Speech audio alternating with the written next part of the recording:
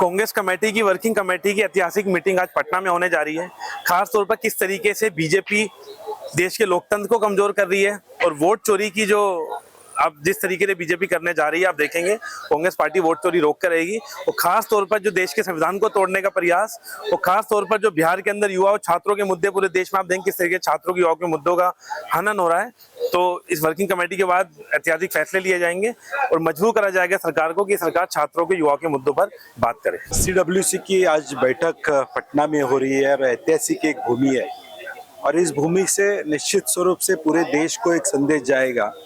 महाराष्ट्र के भी विविध प्रश्न है, वोट चोर, गद्दी छोड़, ये मामला काफ़ी जोर पकड़ रहा है पूरे देश में। आज महाराष्ट्र में बाढ़ की स्थिति है, इस पे सरकार कुछ काम नहीं कर रहे। ये सभी इश्यूज पूरे देश के अलग इश्यूज है, उसको नजर रखते हुए ये आज की बैठक बड़ी महत्वपूर्ण है। The people of India should realize that the people who are in power is not by democratic means, is by a theft of votes in many ways. The CWC has taken stock of this situation and they have called for a meeting. The message is loud and clear.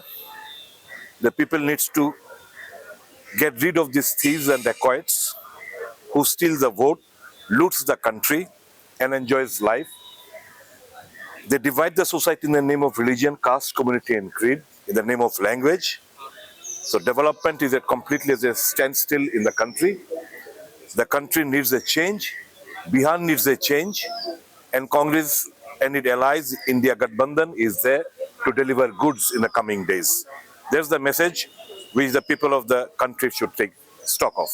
Bihar का जो ऐतिहासिक पाटलिपुत्र राजधानी क्षेत्र में देश का आज़ादी के बाद पहले बार के लिए CWC का मीटिंग हो रहा है, तो इसलिए मैं निखिल भारत कांग्रेस कमेटी के सभापति और हमारे नेता लोग को धन्यवाद देता हूं। और आगामी समय हम लोग चाहेंगे कि आसाम में भी इस तरह सा एक CWC हो जाए, क्योंकि आसाम में भी चुनाव आने वाला है और जो आम आदमी का जो आवाज़ है वो आवाज़ और बुलंद किया जाए।